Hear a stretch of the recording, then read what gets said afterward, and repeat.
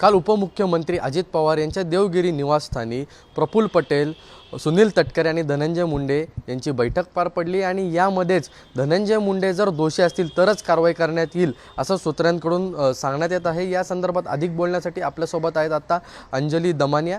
अंजलीजी, काय सांगाल या संदर्भात? दोषी असतील तर कारवाई करण्यात तरच कारवाई करण्यात येईल हे ऐकून जरा गंमतच वाटली। आणि हे कोण ठरवत आहे?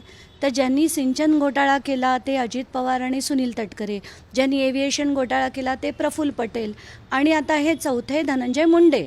हे जर 4 जण बसून ठरवत असतील की दोषी असेल तरच कारवाई होईल, तर हे सगळीच मंडळी दोषी होती।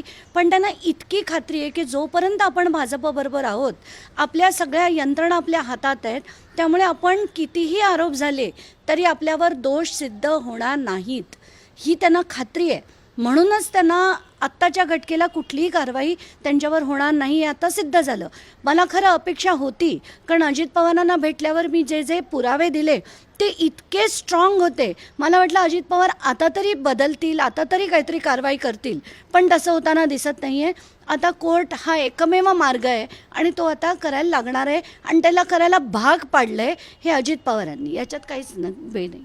ताई, आपण आता कोर्टात जाणार आहे आणि याचिका दाखल करणार आहात का या संदर्भात? नाही, करावी लागणारच आहे, कारण मी आता सीजेना पत्र लिहिलं आहे, मी एडीजीना भेटले, डीजीना भेटले, सीएमना भेटले, अजित पवारांना भेटले, सगळ्यांना भेटून झालं आहे।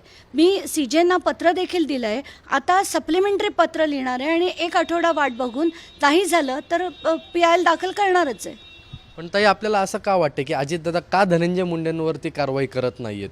नाही, सरळ का तर त्यांना त्यांची अनेक गुपितं माहिती असतील किंवा मित्राला वाचवायचं आहे, ही 2च कारणं असू शकतात, त्याच्याशिवाय तिसरं कारणच नाही आहे। कारण इतके अक्षरशः सबळ पुरावे देऊनसुद्धा जर त्यांच्यावर कारवाई होत नसेल तर this is very shocking, very very shocking. आपण काही पुरावे देखील अजितदादांना दिले होते, त्यानंतर अजितदादांकडून आपल्याला काय सांगण्यात आलं होतं? ज्या दिवशी आम्ही भेटलो त्या दिवशी ते बघून अक्षरशः गंभीर होते आणि असंही म्हणाले की उद्या सकाळी मी मुख्यमंत्र्यांना भेटतोय, त्यांना हे सगळं मी दाखवतो आणि योग्य तो निर्णय आम्ही घेऊ।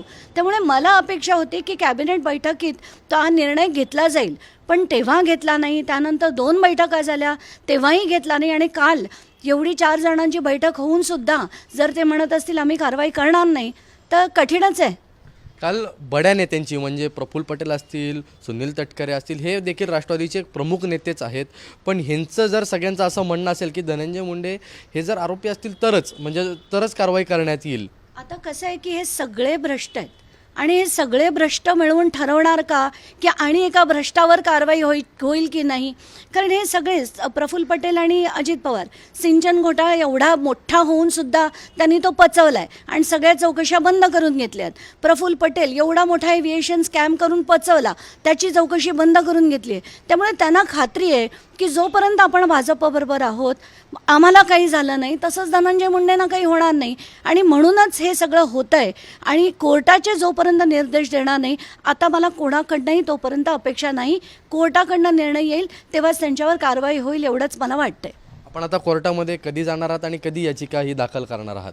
आता मला असं वाटतंय की आत्ताच्या घटकेला मी सीजेना 1 पत्र लिहिलं होतं, ॲडिशनल इन्फॉर्मेशनचं 2रं लिहीन, एखादा आठवडा थांबेन आणि त्यानंतर PIL दाखल करेन, कारण माझे सगळे लिगल रेमेडीज मी आता एक्झॉस्ट केलेले आहेत। या होत्या अंजलीताई, ज्यांचं आता म्हणणं आहे की आता मी कोर्टात जाणार आहे आणि कोर्टामध्येच आता मी न्याय मागणार आहे।